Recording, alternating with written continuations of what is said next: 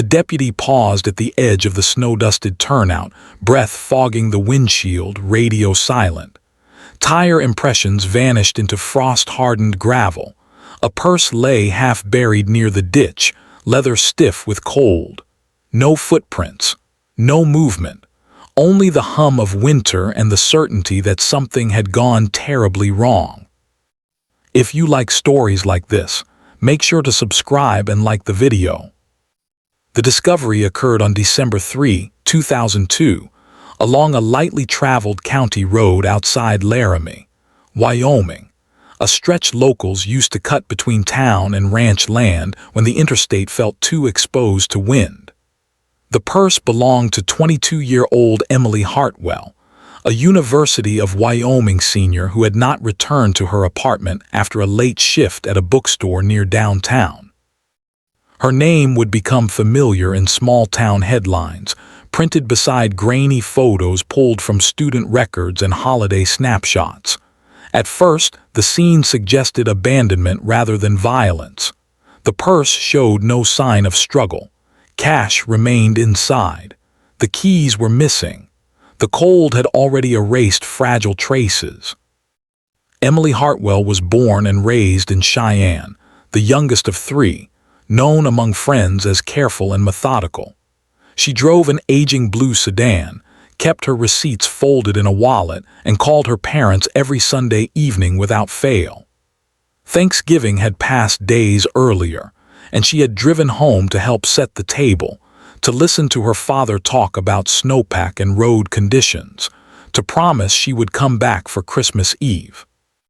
Her last confirmed sighting was at 9:42 p.m., captured by a convenience store camera near Grand Avenue, where she bought coffee before the drive home. The footage showed her alone. The missing person report was filed the next morning when her roommate noticed the untouched bed and the blinking message light on the answering machine.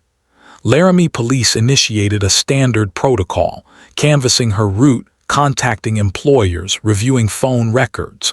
The weather complicated everything. Overnight lows dropped below zero. Snow fell lightly, then heavier, masking roadside evidence and freezing the ground. Search teams moved methodically, grid by grid, focusing on likely pullouts and access roads. Volunteers from the university joined law enforcement, their breath clouding the air as they scanned ditches and culverts. By December 6, Emily's car was found 3 miles from the purse, locked, parked neatly at a rest area near the edge of town. There were no signs of forced entry. The gas tank was half full. Inside, investigators noted a folded map on the passenger seat and a pair of gloves tucked into the center console. The car's placement raised immediate questions. It suggested intent, a pause, a choice. The rest area was lit, plowed, and visible from the road. It was not a place to hide a vehicle. The case shifted from missing person to suspected foul play after a winter hiker reported a disturbance near a stand of cottonwoods along the Laramie River on December 10. The location was downwind from town, accessible by a dirt road used by anglers in warmer months. There, partially concealed by brush and snowdrift, searchers found Emily Hartwell's remains. The scene was quiet, preserved by cold. Investigators documented everything with care, aware that the environment had both protected and obscured critical details. The autopsy, conducted at the state medical examiner's office in Cheyenne, concluded that Emily died from exposure after being left outdoors without adequate protection. There were indications of restraint on her wrists, faint impressions consistent with bindings that had been removed. Toxicology was negative. There was no evidence of sexual assault. The findings narrowed the scope without answering the central question of who had placed her there and why. December turned to January. Christmas lights came down across Laramie, replaced by plowed snowbanks and gray skis. The local paper ran follow-ups, careful with language, quoting police statements that emphasized ongoing investigation. Flyers remained taped to grocery store bulletin boards even after the recovery, a visual echo of a search that had ended without resolution. The community attended a candlelight vigil on Christmas Eve, standing in coats and scarves, the university bell tolling once for each year of Emily's life. Detectives reconstructed Emily's last day. She attended classes, worked her shift, exchanged brief emails with friends about finals. Phone records showed a call at 9:18 p.m. to a number later identified as belonging to a former acquaintance, 34-year-old Mark Delaney, a seasonal construction worker who had taken classes years earlier. The call lasted less than a minute. Delaney told police it was accidental, a misdial while he was driving. He placed himself at home afterward, alone. The early investigation examined Delaney closely, along with several others who lived near Emily's route. Alibis were partial, timelines blurred by routine. No physical evidence tied anyone to the scene conclusively. Fibers recovered from Emily's coat were common. Tire tracks were indistinct. DNA technology in 2002 had limits, particularly with degraded samples.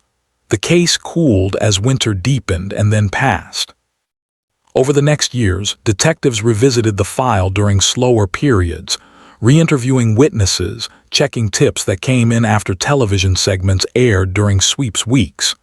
Each Thanksgiving, the Hartwell family received calls asking if there were updates. Each Christmas, they returned to Cheyenne with a quiet heaviness, setting an empty place at the table. The file grew thicker, then settled into the archive, a box labeled with a date and a name. In 2018, the Wyoming Division of Criminal Investigation initiated a cold case review, prioritizing cases with preserved evidence and viable suspects.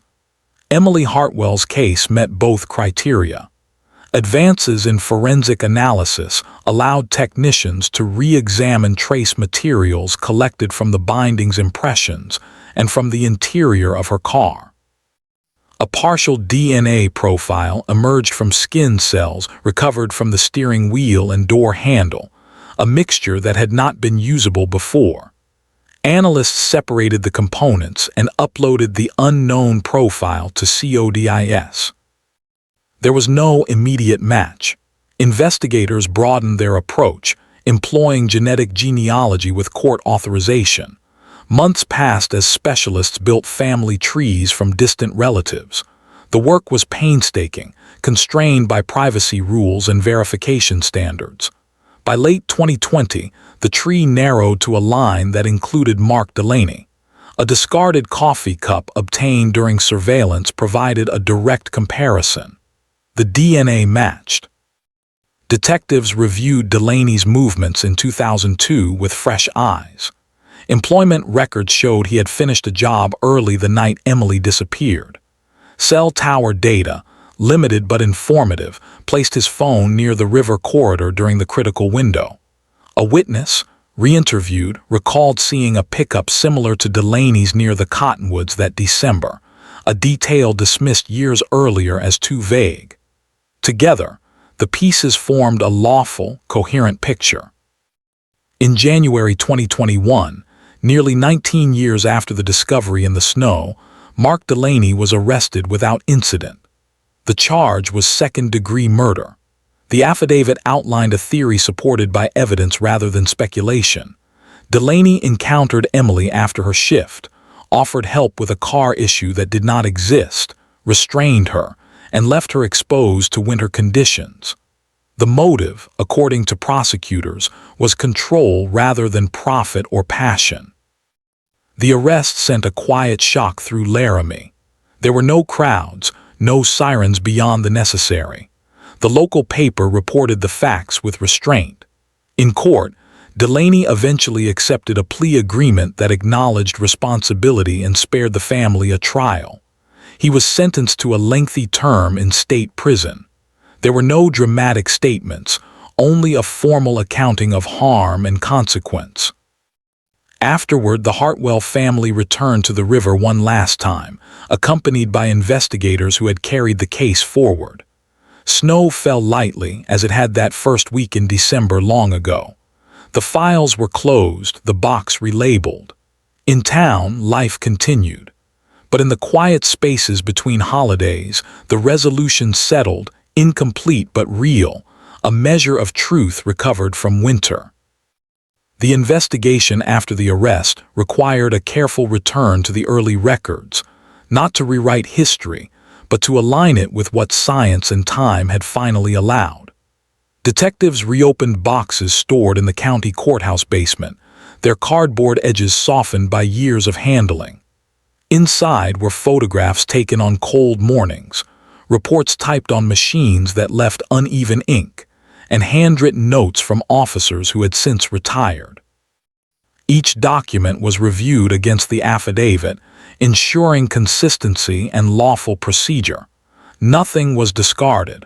The goal was not spectacle but durability. In Wyoming in 2002, resources were limited compared to larger jurisdictions. Laramie was a college town with ranching roots, accustomed to wind warnings and road closures more than major crimes. When Emily Hartwell vanished, investigators followed protocol, but they lacked the technological leverage later generations would take for granted. DNA mixtures were difficult to separate. Cell phone location data was rudimentary.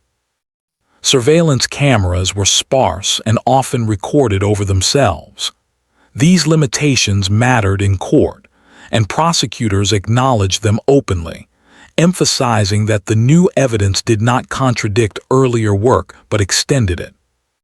The winter setting had shaped every aspect of the case. December in southeastern Wyoming brings long nights and temperatures that preserve and conceal in equal measure. Snow can protect fragile impressions from immediate destruction while simultaneously burying them beyond reach. The exposure determination in Emily's autopsy was central. It explained the absence of catastrophic injury and pointed toward intent without relying on graphic conclusions. Being left outdoors in winter, restrained and without adequate clothing, constituted a deliberate act with foreseeable consequences. This framing was critical to the charge. Witness interviews from the original investigation were revisited with sensitivity. Memories had faded, but some details sharpened with context. A clerk remembered a man lingering near the bookstore parking lot that night, a detail once filed as inconclusive. A highway maintenance worker recalled seeing a pickup idling near the rest area around the time Emily's car was found, a memory he had dismissed as routine. These recollections were not used alone. They were corroborative, supporting the forensic timeline rather than replacing it. The timeline reconstruction placed Emily's departure from work shortly after 9:30 p.m. Weather reports showed a temperature drop beginning at 10:00 p.m., with wind increasing along the river corridor. Cell records indicated Delaney's phone moved off its usual pattern that evening, connecting briefly to a tower serving rural areas. Gas station receipts established that his truck was on the road. None of these elements were decisive by themselves. Together, they formed a pattern consistent with the charge. Media attention in 2021 was measured. The local press emphasized the years between the crime and the arrest, highlighting advances in forensic science and the patience of the family. National outlets noted the use of genetic genealogy, but coverage avoided sensational language. This restraint mirrored the tone of the prosecution. There were no claims beyond what the evidence supported. The court filings were public, and reporters relied on them rather than anonymous sources. The plea agreement came after months of pretrial motions. Defense counsel challenged the genealogy methods, the collection of the discarded cup, and the interpretation of cell data. Each challenge was addressed in hearings that focused on procedure and precedent. The judge ruled the evidence admissible, noting the warrants obtained and the safeguards followed. Facing a strong case, Delaney chose to accept responsibility through a plea, acknowledging the facts without elaboration. Sentencing occurred in a quiet courtroom with limited attendance due to winter weather and public health considerations. The Hartwell family submitted a written statement describing Emily's life rather than her death. They spoke of Thanksgiving dinners, of Christmas ornaments she had made as a child, of plans interrupted. The judge imposed a sentence consistent with state guidelines, citing the prolonged impact on the family and the community, and the calculated nature of the act. There was no applause, no outburst, only the closing of a long chapter. After sentencing, investigators documented lessons learned. Cold cases depend on preservation, patience, and the willingness to revisit assumptions. Emily's case underscored the importance of retaining evidence even when immediate avenues are exhausted. It also illustrated how small-town cases can benefit from statewide collaboration. The Wyoming Division of Criminal Investigations review program expanded afterward, prioritizing cases with similar profiles. In Laramie, the physical places remained. The county road where the purse was found was plowed and repaved over the years, its shoulder reshaped by graders.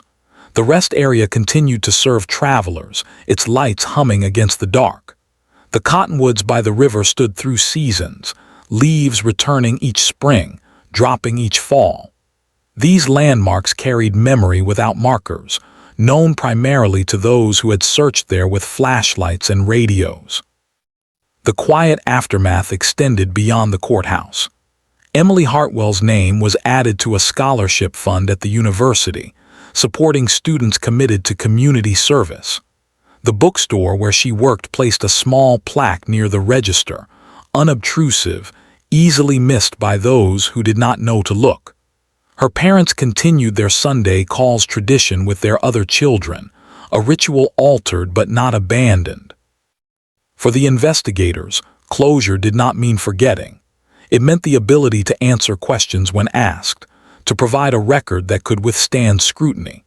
Files were digitized, evidence cataloged with updated notes. The case became a reference point for training, demonstrating how early diligence and later innovation can intersect. It also served as a reminder that winter crimes demand particular attention to environmental factors, from hypothermia timelines to evidence preservation. As another December approached years later, the town prepared for the holidays as it always had. Lights went up along Grand Avenue. Snow fences appeared in open fields. The wind carried the smell of wood smoke. For many, the arrest had receded into the background, one story among many. For the Hartwell family, the season remained complicated, but the uncertainty that once overshadowed it had lifted. The resolution was not triumphant. It was sober, grounded in records and rulings. It affirmed that time does not erase responsibility, and that methodical work can outlast the cold. Emily Hartwell's case closed not with spectacle, but with documentation, accountability, and a measure of peace earned through persistence. As the case moved into its third decade, the meaning of resolution evolved for everyone connected to it. For law enforcement, a solved cold case is not an ending but a stabilization, a point where unanswered questions stop multiplying.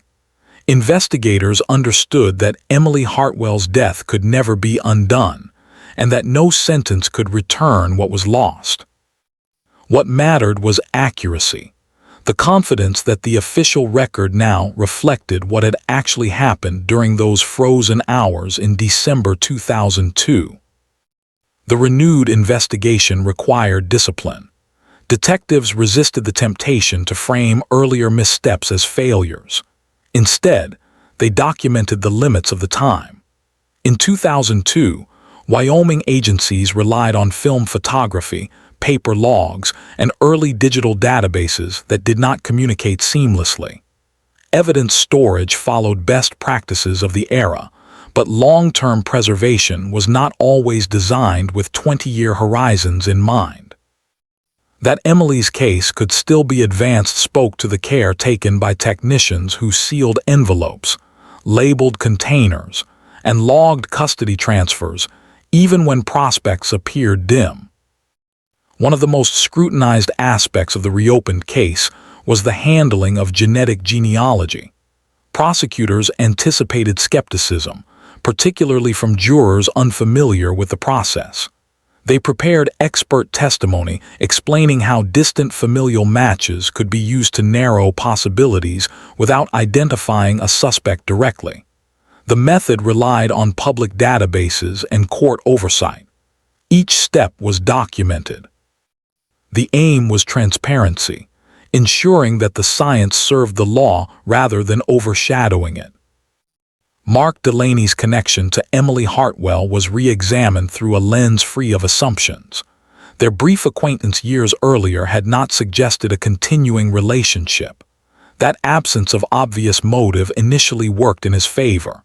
Over time, however, investigators learned to consider opportunity and behavior alongside motive. Delaney's work history showed seasonal instability, periods of isolation, and familiarity with the river corridor. None of these were crimes. They became relevant only when aligned with forensic and digital evidence. The environmental analysis proved decisive. Weather data from the National Weather Service provided precise readings for wind chill and temperature drops on the night of December 3. Experts testified about hypothermia onset timelines, explaining how exposure could lead to fatal outcomes within hours under those conditions. This scientific grounding allowed the court to understand the mechanism of death without resorting to speculation or emotional language. It reinforced the conclusion that Emily had been left deliberately, not accidentally. The prosecution also addressed why Emily's car was found intact and locked. Investigators concluded that Delaney had driven it to the rest area to create distance from the river site, then used his own vehicle to leave. Key duplication records and wear patterns supported this theory. The explanation was mundane rather than dramatic, rooted in logistics rather than impulse. Such details mattered to a jury evaluating intent. Community response after the plea remained restrained. Laramie had changed since 2002, but it retained a culture that valued privacy. Residents discussed the case quietly, often framing it as a reminder to watch out for one another during winter months. The university updated safety messaging for students traveling at night, emphasizing rides and check-ins during severe weather. These changes were incremental, not reactionary. For older residents, particularly men who had lived through decades of Wyoming winters, the case resonated differently. They understood the unforgiving nature of the cold, how quickly conditions can turn lethal. The idea of exposure as a weapon required no embellishment. It was familiar, almost banal, which made it more unsettling. The crime did not rely on chaos or rage, but on knowledge of the environment. The legal outcome brought administrative tasks that rarely make headlines. Victim compensation paperwork was finalized. Evidence scheduled for long-term retention was reclassified. Delaney was transferred to a facility equipped for lengthy sentences. Each step followed procedure. The system moved as it was designed to move, slowly and deliberately. In the months after sentencing, the Hartwell family requested copies of certain records, not to revisit the pain, but to ensure they could answer questions from future generations. They wanted a clear account to pass on, one grounded in fact rather than rumor. Investigators complied, redacting where required, explaining where uncertainties remained. This exchange marked a shift from investigation to stewardship of the truth. The Cold Case Unit documented the timeline in a final report. It traced the arc from the initial discovery of the purse to the arrest nearly 19 years later. The report noted turning points, including the decision to preserve marginal evidence and the eventual availability of advanced analysis. It concluded with recommendations for rural agencies facing similar cases, emphasizing collaboration and patience. Winter returned again, as it always does in Wyoming. Snow covered the roads leading out of Laramie, and wind swept across open fields. For most residents, December meant routine preparations and cautious driving.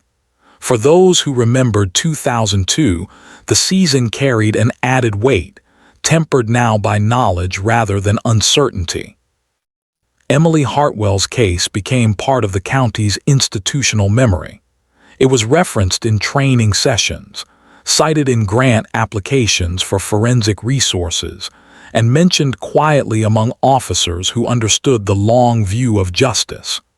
It stood as evidence that time does not invalidate truth, only delays its confirmation. The story did not end with transformation or redemption. It ended with records closed, sentences imposed, and a community informed. That restraint defined its authenticity. The investigation honored procedure over drama, evidence over conjecture.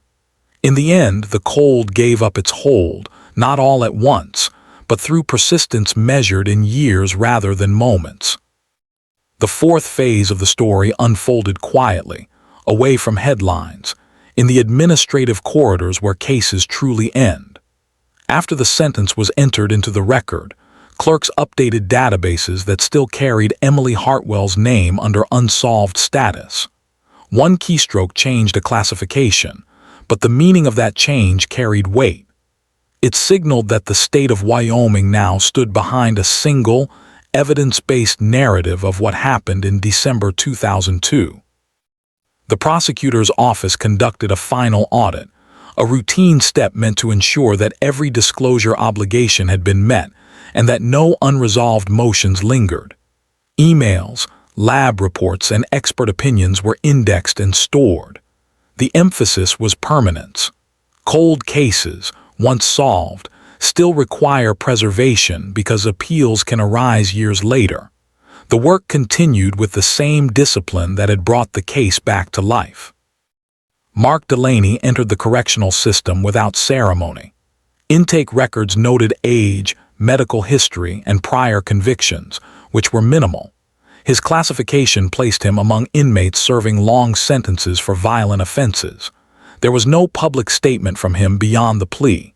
Corrections officials treated the case as they treat all others, focused on security and routine. The system absorbed him, just as it absorbs every individual who passes through its gates. The legal reasoning behind the plea agreement became a subject of professional discussion among attorneys in the region. Second-degree murder, tied to deliberate exposure, reflected Wyoming statute and precedent. It avoided the uncertainties of trial while ensuring accountability. For prosecutors, the decision balanced certainty against the risk of evidentiary disputes before a jury unfamiliar with genetic genealogy. For the family, it spared years of appeals and testimony. For the record, it established a clear outcome. In the months that followed, the cold case unit received inquiries from other jurisdictions. Agencies from neighboring states asked about procedures, preservation standards, and the decision points that led to reopening the file. Wyoming investigators shared their experience candidly, emphasizing that success depended less on a single breakthrough than on cumulative diligence. They noted that many cold cases remain unsolved not because of a lack of suspects, but because evidence was lost or degraded.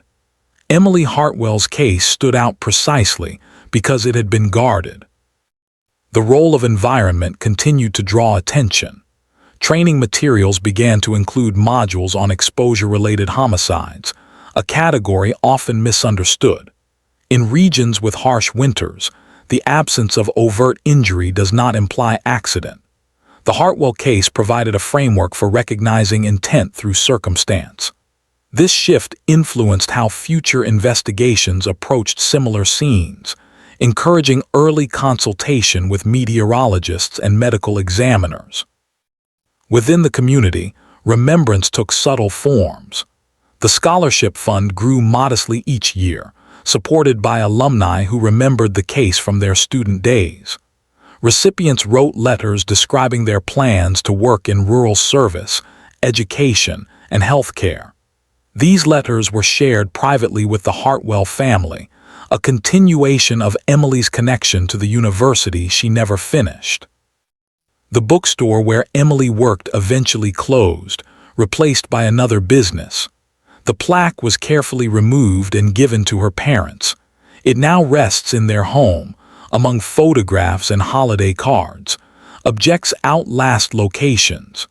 This quiet transfer mirrored the broader transition of the case from public space to personal memory. For residents who had participated in the original searches, the arrest prompted reflection rather than relief. Many recalled walking riverbanks with flashlights, listening to the crunch of snow under boots. Some had doubted the case would ever be solved. The confirmation brought a sense of completion, but also a renewed awareness of vulnerability. Winter remained indifferent. Roads still iced over.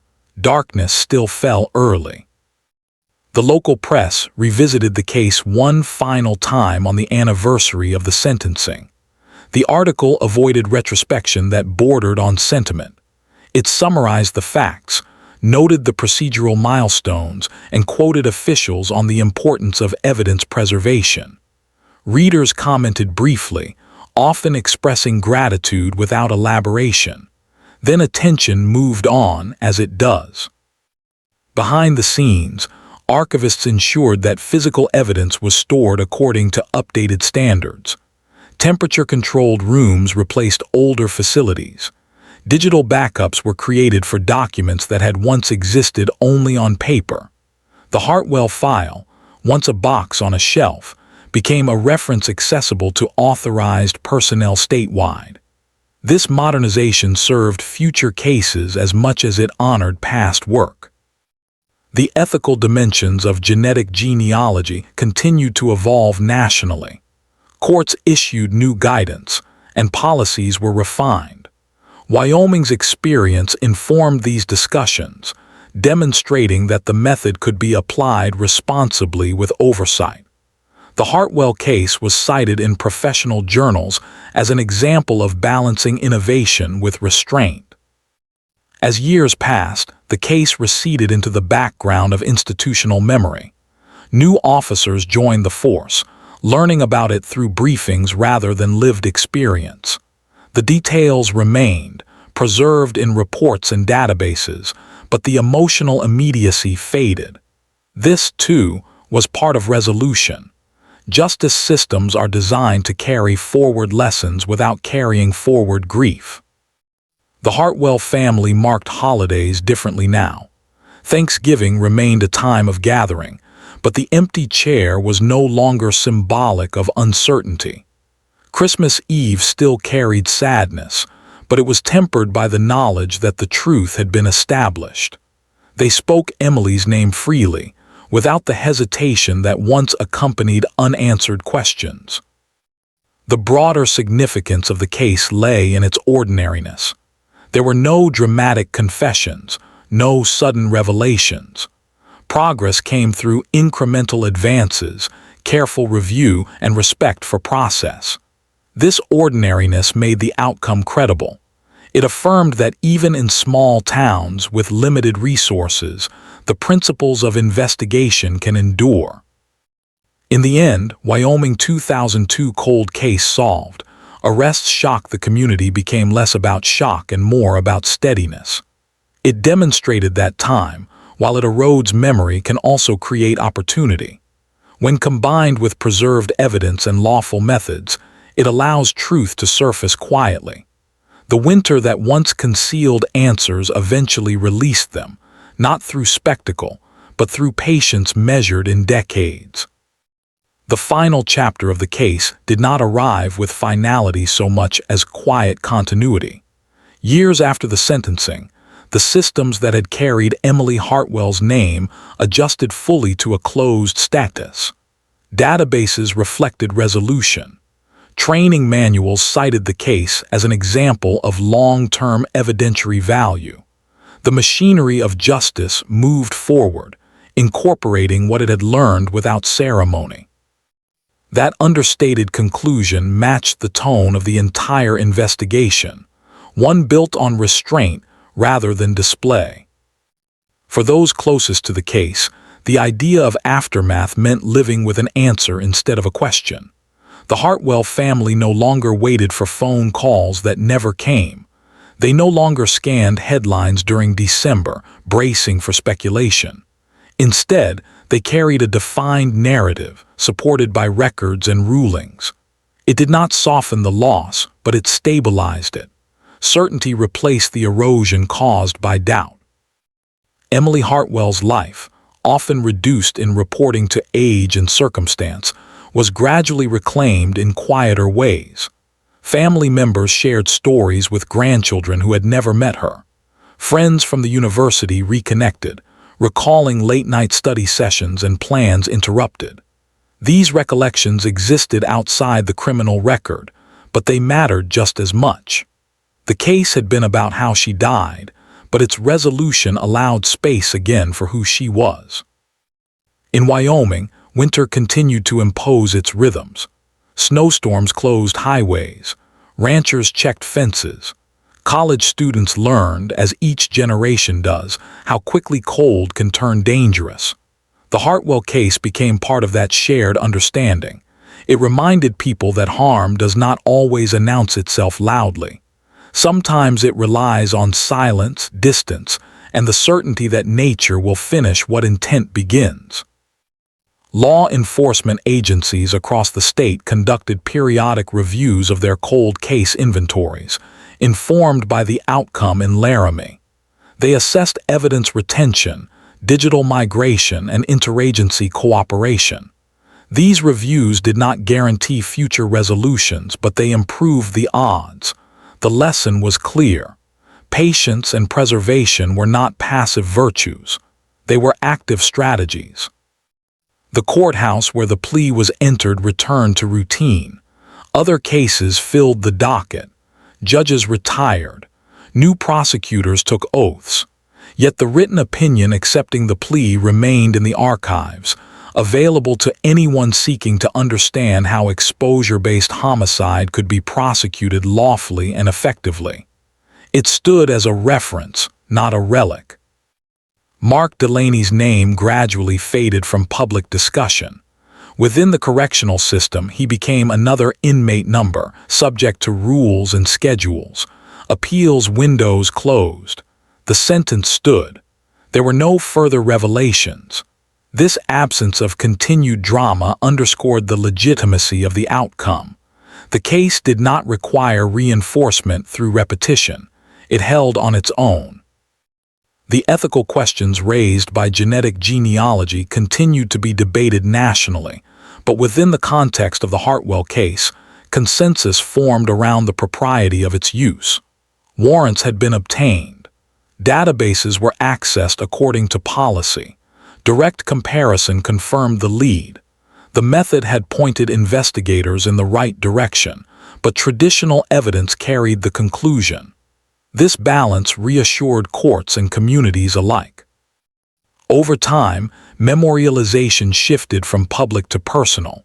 The candlelight vigils ceased, replaced by private remembrances. The riverbank where Emily was found returned fully to its seasonal cycle, visited by anglers and walkers unaware of its history. The absence of markers was intentional. The family preferred memory without spectacle. The cold case unit, having closed one of its oldest files, turned to others.